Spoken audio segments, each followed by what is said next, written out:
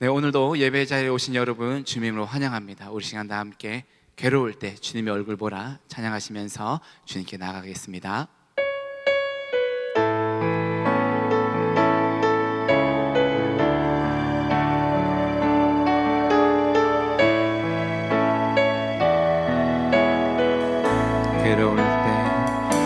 괴로울 때 주님의 얼굴 보라 평화의 주님 바라보아라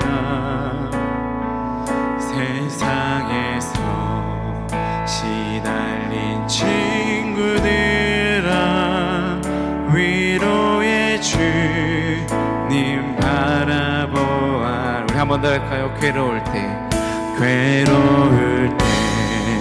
주님의 얼굴 보라 평화의 주님 바라보아라 세상에서 시달린 친구들아 위로의 주님 바라보아라 눈을 들어 주를 보라 내 모든 염려 주께 맡겨라 슬플 때에 주님의 얼굴 보라 사랑의 주님 안식 주리라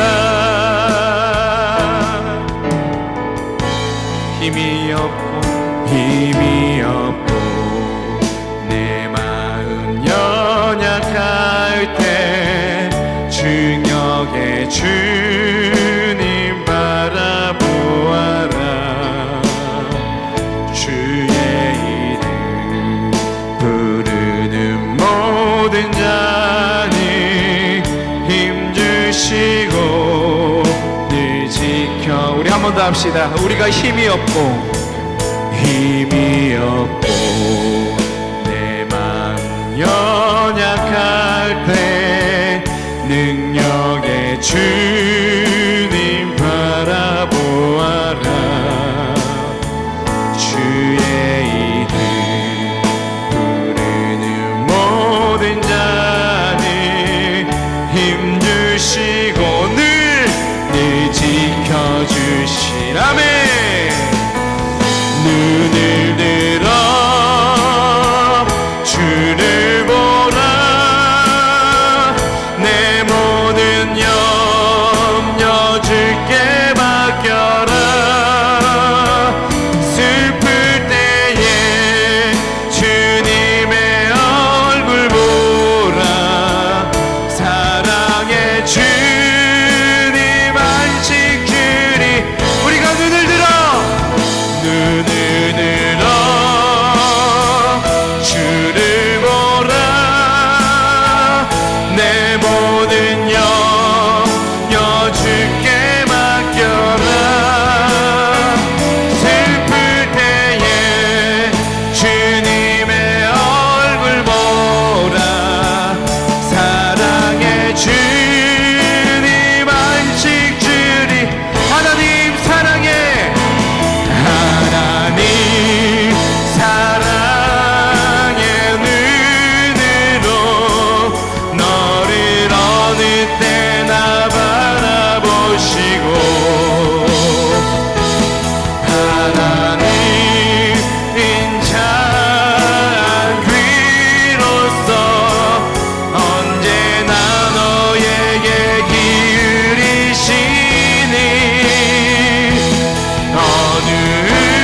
어둠에 밝은 빛을 비춰주시고 너의 작은 신음에도 응답하시니 너는 어느 곳에 있든지 주를 향하고 주만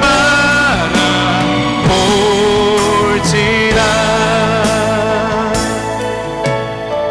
우리 처음부터 고백할까요? 하나님의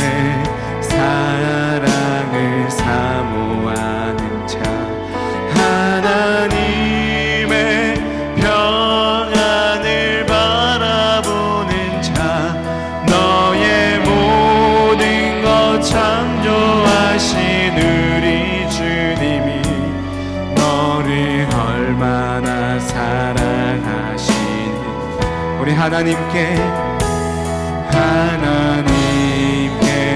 찬양과 경배하는 자, 하나님의 선하심을 닮아가는 자, 너의 모든 것 창조하신 우리 주님이 너를 자녀 삼으. 우리 고백합니다. 하나님 사랑의 눈으로 너를 어느 때나 바라보시고, 하나님인 자 한 귀로서 언제나 너에게 기울이시니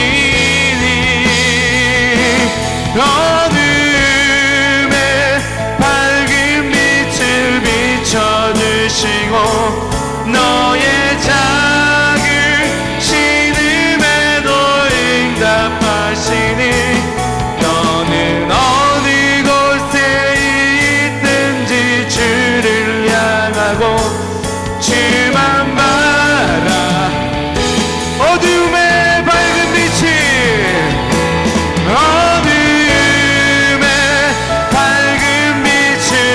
비춰주시고 너의 작은 신음에도 응답하시니 너는 어느 곳에 있든지 주를 향하고 주만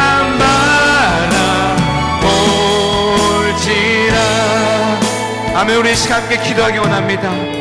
주님, 우리가 괴로울 때, 우리가 힘들 때, 우리가 힘이 없고 우리의 마음이 연약할 때 주님 보게 하여 주시옵소서. 주님만 의지하게 하여 주시옵소서. 그렇게 하여서 주님 주시는 그 힘을 의지하여서 이 세상을 살아갈 수 있는 우리 모두가 될 수 있도록 주님 도와주시옵소서라는 고백으로 우리 시간 함께 기도하며 나가겠습니다. 기도합시다. 하나님 아버지, 하나님 감사함을 드립니다.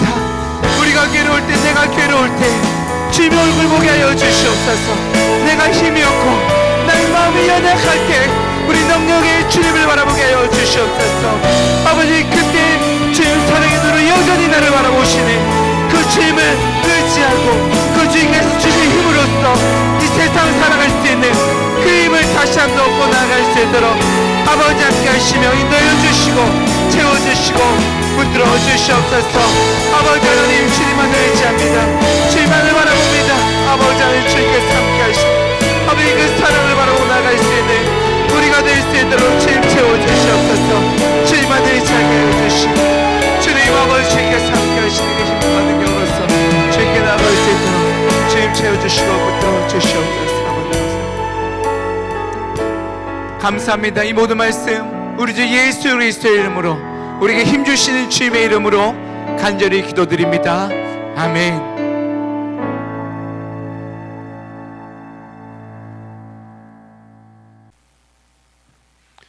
오늘도 영상을 통해서 예배에 함께 하시는 모든 분들께 하나님의 은혜와 하나님의 축복이 가득하시기를 간절히 바랍니다. 오늘 우리에게 주시는 하나님의 말씀을 먼저 보도록 하겠습니다. 구약성경 사사기 6장 1절에서부터 10절까지의 말씀, 오늘 우리에게 주시는 하나님의 말씀입니다. 사사기 6장 1절에서 10절 말씀을 한 절씩 나누어서 읽도록 하겠습니다.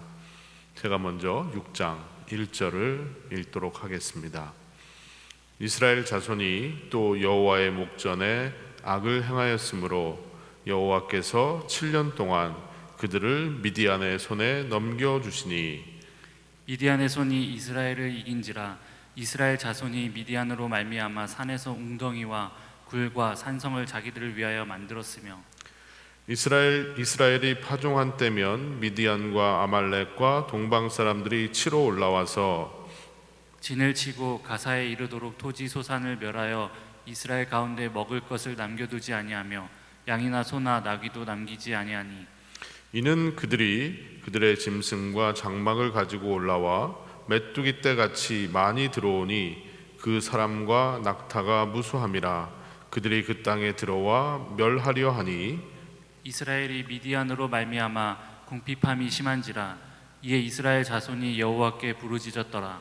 이스라엘 자손이 미디암으로 말미암아 여호와께 부르짖었으므로 여호와께서 이스라엘 자손에게 한 선지자를 보내시니 그가 그들에게 이르되 여호와께서 이같이 말씀하시기를 이스라엘의 하나님 내가 너희를 애굽에서 인도하여 내며 너희를 그 종 되었던 집에서 나오게 하여 애굽 사람의 손과 너희를 학대하는 모든 자의 손에서 너희를 건져내고 그들을 너희 앞에서 쫓아내고 그 땅을 너희에게 주었으며. 함께 읽겠습니다. 내가 또 너희에게 이르기를 나는 너희의 하나님 여호와니 너희가 거주하는 아모리 사람의 땅의 신들을 두려워하지 말라 하였으나 너희가 내 목소리를 듣지 아니하였느니라 하셨다 하니라. 아멘.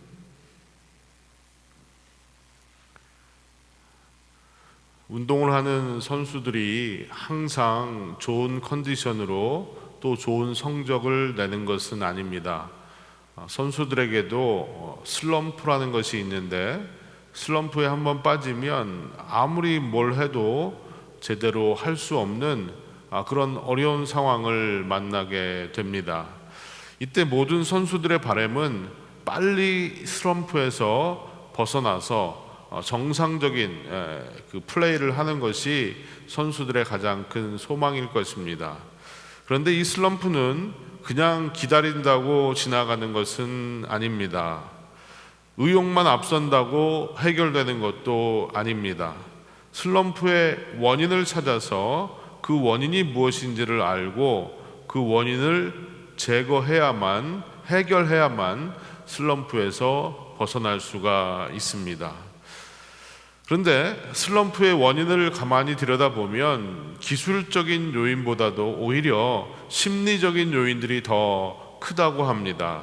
예를 들면 과도한 욕심을 부린다든지 아니면 자식이 자신에 대한 신뢰나 믿음이 부족하다든지 또 지나친 부담감을 가지고 있다든지 주변 사람들과의 갈등 관계 속에 있다든지 하는 이런 심리적인 요인들이 작용을 해서 선수들이 제대로 플레이를 할 수 없는 슬럼프에 빠지게 된다라는 그런 결과들이 있습니다. 그래서 이런 것들을 찾아서 하나 둘씩 해결을 하고 또 내려놓아야만 경기력을 향상시키고 슬럼프에서 벗어날 수 있다고 하는 것이 전문가들의 이야기입니다. 인생에도 이런 슬럼프가 있습니다. 뭘 해도 안 되고 자신이 없고 고통스러운 일들만 계속해서 생기는 것 같은 그런 상황을 만날 때가 있습니다. 이럴 때 우리는 어떻게든 빨리 이 고통의 터널을 벗어나고 싶은 마음이 간절합니다.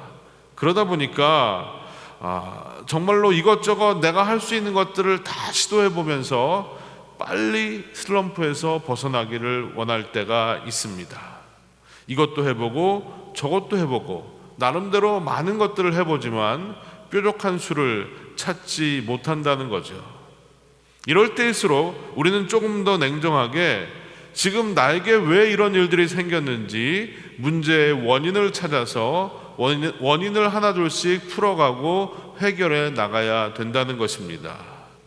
또 특별히 하나님의 자녀들인 우리는 그 내 앞에 닥친 슬럼프와 고통의 문제를 다룸에 있어서 하나님의 눈으로 그것들을 바라볼 수 있는 지혜가 필요할 것입니다.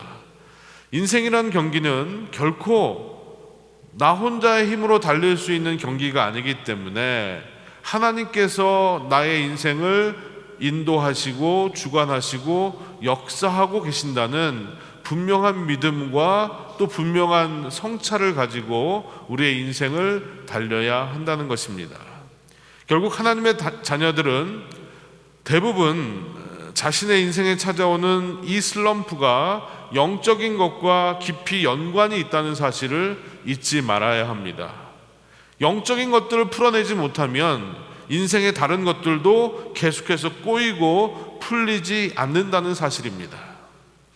오늘 우리는 또다시 영적인 슬럼프를 만나고 고통 가운데 살아가고 있는 이스라엘 백성들을 보게 됩니다.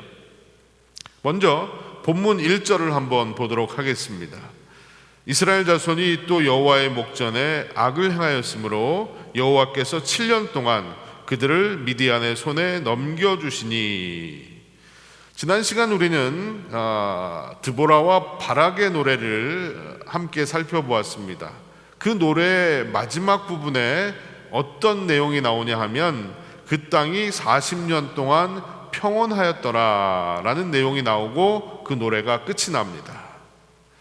하지만 오늘 본문 말씀을 보니까 그 땅에 평온이 있은 것이 40년 동안, 그리고 그 이후에는 또다시 고통이 찾아왔다는 것을 알 수가 있습니다. 이스라엘 자손이 또 악을 행했습니다. 40년 이상을 참지 못했던 거죠. 그들의 악행으로 말미암아 하나님께서 이번에는 7년 동안 미디안의 손에 이스라엘 백성들을 넘기셨다라고 성경은 말합니다. 그렇다면 미디안은 누구일까요? 미디안, 여러분들이 많이 들어보셨는데 미디안 사람과 이스라엘 백성들의 관계는 아주 오래전으로 거슬러 올라가 봐야 합니다. 창세기 25장 1절과 2절에 보면 아브라함의 후처였던, 즉 두 번째 부인이었죠. 아브라함의 두 번째 부인이었던 그두라가 낳은 자식들 중에 미디안이라는 이름이 있습니다. 그의 후손들은 시내 반도와 아라비아 서쪽을 배회하면서 유목민으로 생활을 했습니다.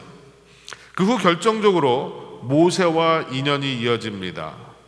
모세가 사람을 죽이고 도망갔던 곳이 바로 미디안 광야였습니다. 그리고 이 미디안 광야에서 모세의 아내였던 십보라를 만나게 됩니다. 모세의 아내 역시 미디안 여인이었습니다. 그 후 광야 생활 중에는 하나님께서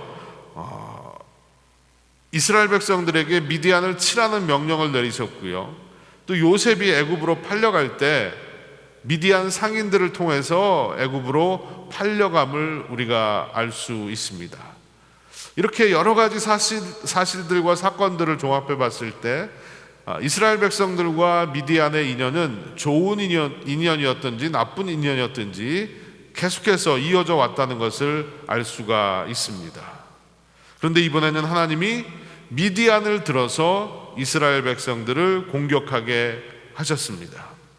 이 때문에 이스라엘은 극심한 피해와 고통을 당하게 됩니다. 2절 말씀을 보겠습니다. 미디안의 손이 이스라엘을 이긴지라. 이스라엘 자손이 미디안으로 말미암아 산에서 웅덩이와 굴과 산성을 자기들을 위하여 만들었으며.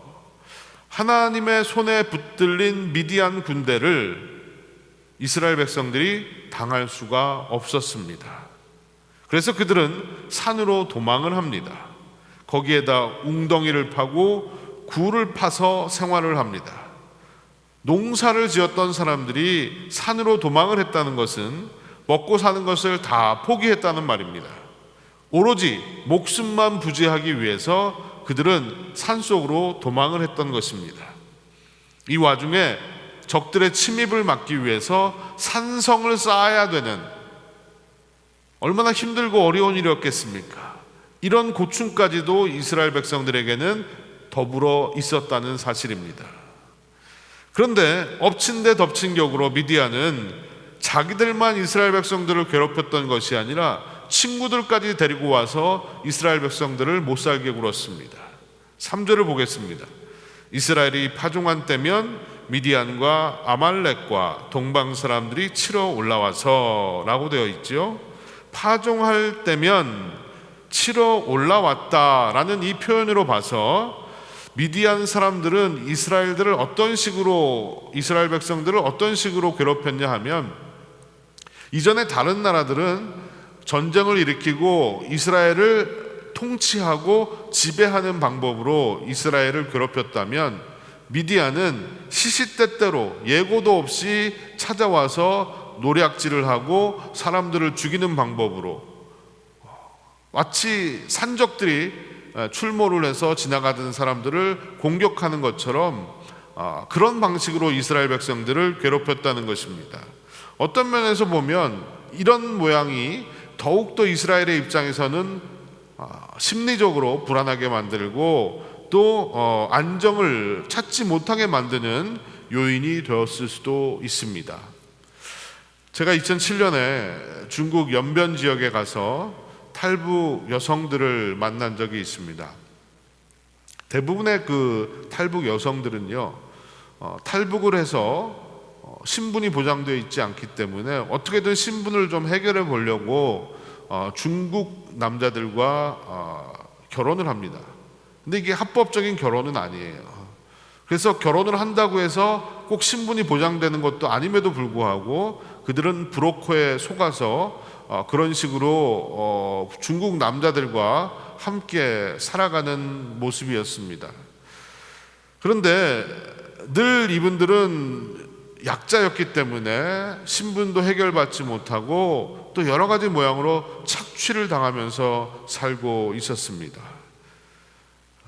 그들은 비참한 생활 가운데서도 중국 공안이 찾아와서 붙잡혀가지고 다시 북한으로 돌아가는 것을 가장 두려워했습니다. 집 앞에 지나가는 자동차 소리만 들려도 혹시라도 공안이 자기들을 잡으러 온 것이 아닐까라는 생각에 불안에 떤다라고 얘기했습니다. 그리고 남편이라는 사람들이 조금만 자기들 마음에 들지 않으면 공안에 고발을 하겠다라고 얼음장을 놓기 때문에 두려움과 공포 때문에 잠을 이룰 수 없다라는 고백도 들었습니다. 하루속히 우리 조국이 통일이 돼서 이렇게 고통과 어려움을 당하는 우리 백성들이 더 이상 생기지 말아야 할 것입니다. 저는 오늘 말씀을 보면서 그들의 고백이 생각이 났던 겁니다. 아마도 이스라엘 백성들도 시도 때도 없이 기습적으로 공격을 해오는 미디안과 그 아말렉과 또 동방 사람들로 인해서 늘 심리적으로 불안한 가운데 살아갈 수밖에 없었을 것입니다. 그런데 혼자도 견디기 힘든데 친구들까지 데려오기 때문에 그들은 더욱더 고통스러웠을 거예요. 이게 아말렉이라고 나오는 사람들, 이 사람들은 야곱의 아들이었던 에서의 후손들입니다. 창세기 36장에 보면 에돔의 족보가 나오는데 거기에 아말렉이 등장을 합니다. 또 여기에 동방 사람이다라고 표현된 이 사람들은 요단 동쪽에 거주하던 유목민들을 통칭하는 말이라고 봅니다. 그들이 함께 쳐들어오면 이스라엘은 더욱더 감당할 수 없는 도탄에 빠지게 되었습니다. 4절에서 6절 전반부를 한번 보시겠습니다. 진을 치고 가사에 이르도록 토지소산을 멸하여 이스라엘 가운데 먹을 것을 남겨두지 아니하며 양이나 소나 나귀도 남기지 아니하니 이는 그들이 그들의 짐승과 장막을 가지고 올라와 메뚜기 떼같이 많이 들어오니 그 사람과 낙타가 무수함이라. 그들이 그 땅에 들어와 멸하려 하니 이스라엘이 미디안으로 말미암아 궁핍함이 심한지라. 이들이 한번 쓸고 가면 땅에서 나는 모든 것들을 다 싹쓸이해 갑니다. 그래서 먹을 것이 하나도 없었습니다. 또 양이나 소나 나귀 같은 짐승들도 모조리 다 약탈을 해갔습니다. 그들이 쳐들어오는 모습이 마치 메뚜기 떼 같았다라고 말하고 있죠. 이 표현은 두 가지의 의미가 있다고 봅니다. 하나는 정말로 메뚜기 떼 같이 수많은 사람들이 쳐들어왔다라는 뜻으로 우리가 볼 수가 있고요. 또 하나는 메뚜기 떼가 한번 지나가면 모든 곡식들과 풀과 나무들이 다 멸종을 하는 것처럼 그들이 한번 지나가면 이스라엘의 모든 것이 다 쑥대밭이 되고 말았다라는 의미로도 이해할 수 있을 것입니다. 결국 그들의 공격으로 인해 이스라엘 백성들의 궁핍함과 탄식이 이루 말할 수가 없었던 것입니다. 이 순간 드디어 이스라엘이 여호와께 부르짖었습니다. 계속 말씀드리는 거지만 사사기에서 이스라엘이 부르짖었다라는 이 말을 회개했다는 말로 착각하시면 안 됩니다. 그들은 그저 고통을 호소한 것이고 도움을 요청한 것입니다. 그런데 이런 부르짖음조차도 7년 동안 하지 않았었다는 거예요. 7년 만에 겨우 미디안의 고통으로부터 벗어나게 해달라고 하나님께 부르짖었다고 말합니다. 그들은 괴로움을 당하면서도 7년 동안 하나님을 찾지 않았습니다. 쓸데없이 고집을 피운 겁니다.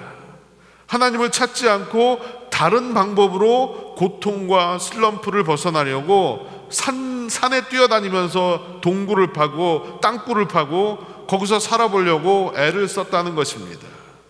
고생만 죽도록 하면서 7년을 보낸 겁니다. 저는 이런 이스라엘의 모습이 오늘 우리에게 시사하는 바가 크다라는 생각을 해보았습니다. 우리의 인생에서도 슬럼프를 만나게 되고 고통을 당할 때 이스라엘과 비슷한 방법으로 대처를 하고 오랜 시간을 버팅기고 지냅니다. 골마 터질 때까지 기다리고요. 하다 안 될 때 그때서야 하나님을 찾습니다. 하나님을 찾는 이유도 제발 이 고통이 내게서 떠나가게 해달라고 하는 이유가 전부입니다. 지나간 삶에 대한 반성이나 회개도 없고 그저 빨리 고통이 지나가서 아프지 않게 해달라고 그 이유만으로 하나님을 찾습니다. 그럼에도 불구하고 하나님은 우리를 도우시고 우리를 고통에서 건져 주십니다. 저는 이 모습을 보면 하나님은 참 바보 같은 분이시다라는 생각을 하게 됩니다. 이 바보 같으신 하나님이 이번에는 이스라엘 백성들의 부르짖음에 예전과는 좀 다르게 반응을 하고 계십니다. 8절과 9절 말씀을 한번 보겠습니다. 여호와께서 이스라엘 자손에게 한 선지자를 보내시니 그가 그들에게 이르되 여호와께서 이같이 말씀하시기를 이스라엘의 하나님 내가 너희를 애굽에서 인도하여 내며 너희를 그 종 되었던 집에서 나오게 하여 애굽 사람의 손과 너희를 학대하는 모든 자의 손에서 너희를 건져내고 그들을 너희 앞에서 쫓아내고 그 땅을 너희에게 주었으며. 자, 이 말씀을 보면 앞에 나왔던 4번의 경우와는 다른 모습의 하나님의 대처 방법을 보게 됩니다. 뭐가 달랐을까요? 앞에 나오는 4번의 경우 4명의 사사가 나타난 것들을 보면 이스라엘 백성들이 하나님께 부르짖으면 하나님은 바로 사사들을 보내주셨습니다. 그리고 그들을 구원해 주셨어요. 그런데 이번에는 좀 다른 모습이에요. 하나님께서 이스라엘 백성들이 부르짖었을 때 바로 사사를 보내시고 사사를 세우신 것이 아니라 대신 누구를 보냈느냐? 선지자를 보내셨다는 거죠. 왜 그러셨을까요? 그 이유는 아마도 이제까지는 이스라엘 백성들이 부르짖을 때 하나님께서 그들의 죄를 아시지만 그들을 사랑으로 덮어주시고 인도해 주셨습니다. 하지만 그러면 그럴수록 더욱 달라진 것이 없는 이스라엘 백성들을 바라보면서 이번에는 먼저 그들이 무엇을 잘못했는지 확실하게 짚고 넘어가시는 그런 모습이라고 생각을 합니다. 하나님은 그들에게 2가지를 확인하셨습니다. 하나는 지금까지 이스라엘 백성들을 인도하고 지키셨던 하나님에 대해서, 그리고 하나님을 찾지 않았던 이스라엘의 죄악에 대해서 2가지를 대비해서 말씀하고 계십니다. 결국 이 2가지를 말씀하셨다는 것은 이스라엘에게 중요했던 것은 당장 빨리 고통에서 벗어나는 것이 아니라 고통의 원인을 깨닫는 것이고 그 원인을 해결하는 것이다 라는 사실을 말씀하고 있는 겁니다. 먼저 지금까지 이스라엘을 지키시고 인도하셨던 하나님을 보겠습니다. 8절 중반부부터 9절을 보면 먼저 하나님은 출애굽의 하나님이시다라는 사실을 밝혀주고 있습니다. 출애굽을 통해서 그들은 노예에서 자유인이 되었고 학대받는 자리에서 구원의 자리로 옮겨가게 됩니다. 그리고 그들이 알지도 못했고 또 얻을 수도 없었던 땅을 하나님께서 허락해 주셨습니다. 이 하나님을 기억하라고 말씀하십니다. 왜 이런 말씀을 하실까요? 사사기에 등장하는 이스라엘의 후손들은 출애굽의 하나님을 잊고 있었기 때문입니다. 이미 사사기 2장에서 분명히 이 사실을 말씀하고 계십니다. 여러분 기억나시죠? 그들은 이후에 일어났던 다른 세대였고 하나님의 행하신 모든 일 그리고 하나님에 대해서도 그들은 알지 못했다라고 말씀합니다. 그래서 그들은 빨리 고통으로부터 벗어나고 싶었지만 고통으로부터 빨리 벗어나는 일보다 더 중요한 것은 왜 이 고통이 일어났는지 그 원인을 찾는 것이었고 그 원인은 바로 하나님을 잊고 우상을 섬겼다는 데 있었다는 겁니다.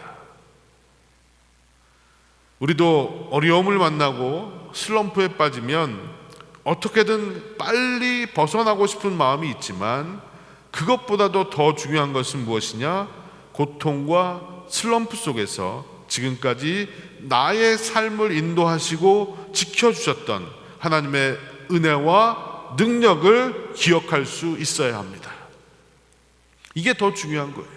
내가 혹시 하나님을 잊고 살지는 않았는지 스스로 자기 자신을 돌아볼 수 있어야 하는 겁니다.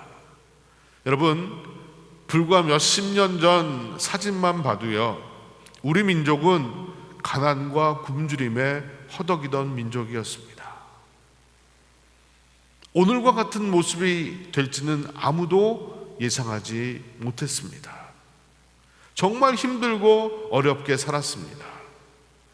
우리의 각자의 인생만 봐도 마찬가지입니다.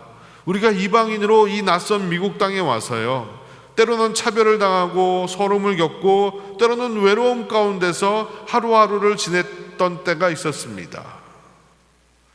사실 지금 저희가 코로나 바이러스로 많이 힘들고 어렵다고 하지만 지금보다 훨씬 더 어려운 시절도 우리는 겪어왔다는 겁니다. 그때마다 하나님은 우리의 인생을 마치 이스라엘 백성들을 출애굽시켜서 인도하셨던 것처럼 하나하나 우리의 삶을 지키시고 인도해 오셨습니다. 그러나 시간이 지나면서 우리는 점차 안정이 되고 과거에 일어났던 일들을 하나둘씩 잊기 시작했습니다. 더더군다나 하나님이 하신 일에 대해서는 점점 우리의 기억 속에서 사라지기 시작했습니다. 그 은혜에 감사하지도 못하고 감격하지도 않고 오히려 좀 더 내가 가지지 못한 것에 대한 아쉬움을 나타내면서 세상 사람들이 사는 모습을 기웃기웃거리면서 살고 있더라는 겁니다. 하나님을 믿는다지만 사실 믿는 구석은 다른 곳에 있었습니다. 조금만 더 잘 먹고 잘 살아보려고 풍요의 신을 섬기고 하나님을 잊었던 이스라엘 백성들처럼 욕심이 결국 죄를 낳고 죄가 결국 고통을 낳게 된 것입니다. 지금 우리의 고통과 슬럼프는요, 바로 하나님을 잊은 데서 온 것입니다.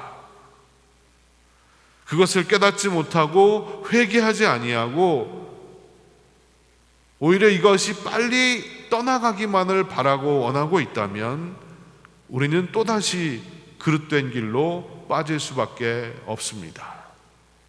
또 한 가지 기억해야 되는 것은 나는 누구인가 하는 겁니다. 나는 누구인가? 나의 정체성을 분명히 알아야 합니다. 10절 말씀을 보면 하나님이 누구신지에 대해서 분명하게 말씀하십니다. 나는 너희의 하나님 여호와니. 나는 너희의 하나님 여호와다. 이 말은 하나님이 나의 하나님이시다라는 말입니다. 하나님이 직접 선언하신 말씀입니다. 그렇다면 나는 누구입니까? 하나님의 소유된 백성이라는 말입니다. 하나님의 백성에게는 책임과 의무가 있고요, 권리와 혜택도 있습니다. 책임과 의무라는 것은 하나님의 목소리를 듣고 순종하는 것이고, 또 권리와 혜택이라는 것은 하나님께서 순종하는 자에게 그의 삶을 지키시고 인도하시는 놀라운 역사를 경험하게 된다는 겁니다. 이 말은 고통과 슬럼프를 우리 스스로의 힘으로 빠져나올 수 없다는 말입니다. 전능하신 하나님이 나의 아버지가 되어주시고 또 나의 삶을 인도하시기에 사람이 아무리 계획을 짜고 애쓰고 노력한다 할지라도 그 걸음을 인도하시는 분은 하나님이시기에, 내가 아무리 아침에 일찍 일어나서 밤늦게까지 수고하고 노력해도 하나님이 함께 하시지 않으면 아무런 소용이 없다는 것을 알기에 모든 것을 맡기는 믿음이 우리에게는 있어야 하는 것입니다. 이것이 하나님 앞에서 내가 누구인가를 분명하게 깨닫는 것입니다. 여러분, 대부분의 운동선수들은 슬럼프에서 어떻게 벗어나는지 아십니까? 자기 스스로가 그 원인을 찾아서 그 원인을 해결하는 경우는 그렇게 많지 않다고 합니다.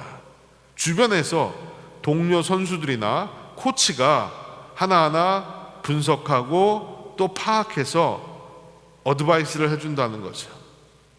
그래서 그들을 통해서 선수들이 슬럼프에서 벗어나게 되는 경우가 많이 있다고 합니다. 자기 스스로의 모습을 자기가 정확하게 잘 알 것 같지만 사실은 그렇지 않을 때가 많습니다. 오히려 다른 사람이 자기를 더 훨씬 더 객관적으로 그리고 정확하게 볼 수가 있습니다. 우리도 다르지 않습니다. 내가 나의 모습을 잘 모르는 거예요. 오히려 하나님께서 나에 대해서 정확한 모든 것을 알고 계시고, 또 하나님께서 나의 인생에 대해서도 너무나도 잘 알고 계십니다. 그 하나님이 역사하시고 인도하실 때 우리의 인생의 슬럼프와 고통에서 우리는 벗어날 수가 있는 것입니다. 내가 아무리 계략을 짜고 연구를 하고 벗어나려고 노력을 해도 알 수 없고 할 수 없는 그런 것들이 너무나도 우리에게는 많다는 것입니다. 여러분, 지금까지도 하나님이 하셨습니다. 앞으로도 하나님이 하실 것입니다. 하나님이 누구신지를 바로 알면 그분께 모든 것을 맡길 수가 있습니다. 그리고 내가 누구인지를 바로 알면 나의 허물과 연약함과 죄를 회개하면서 하나님의 긍휼하심을 구할 수밖에 없습니다. 우리 인생에 찾아오는 슬럼프에서 벗어나는 길은 우리에게 영적인 안목과 지혜가 있어야 한다는 것입니다. 왜 나는 이런 고통과 슬럼프에 빠졌는가? 나는 누구인가? 하나님은 누구신가? 분명한 자기 고백과 자기 성찰과 하나님의 역사가 함께 할 때 우리는 회복과 구원의 은혜를 맛보게 될 것입니다. 하나님이 이스라엘을 위해서 사사를 예비하신 것처럼 우리를 위해서 회복과 구원의 길을 예비해 두셨습니다. 지금 중요한 것은 나의 삶을 돌아보면서 회개하고 하나님의 능력에 나를 맡기는 것입니다. 어떤 목사님이 이런 말씀을 하시는 것을 들었습니다. 코로나 때문에 잃은 것도 많지만 코로나 바이러스 덕분에 얻은 것도 많다. 때문에와 덕분에를 비교하시는 것을 보았습니다. 여러분, 사실입니다. 이 어려움을 지나가는 우리의 마음 가운데 때문에보다는 덕분에라는 생각이 더 많으면 좋겠습니다. 이왕이면 우리도 이 코로나 바이러스 덕분에 하나님을 더욱더 깊이 체험하는 은혜가 있기를 소망합니다. 여러분, 어쩌면 이 순간이 우리에게 슬럼프요 고통일 수 있습니다. 하지만 이 순간을 지나가는 우리의 지혜가 필요하다는 것입니다. 왜 이런 일이 우리에게 생겼는지를 다시 한번 확인하고 하나님 앞에 우리의 모습을 고백하며 연약함과 죄악과 허물을 내어놓고 하나님만 의지하며 나아갈 때 하나님께서는 코로나 바이러스 덕분에 우리의 인생이 새로워지는 그런 축복을 허락해 주실 줄로 믿습니다. 이런 은혜가 모두에게 넘치시기를 주님의 이름으로 축원드립니다. 기도하시겠습니다. 사랑과 은혜의 주님, 감사합니다. 이스라엘 백성들이 또다시 하나님 앞에 악을 행했습니다. 그리고 7년 동안이나 고통을 당하면서도 하나님께 부르짖지도 않았습니다.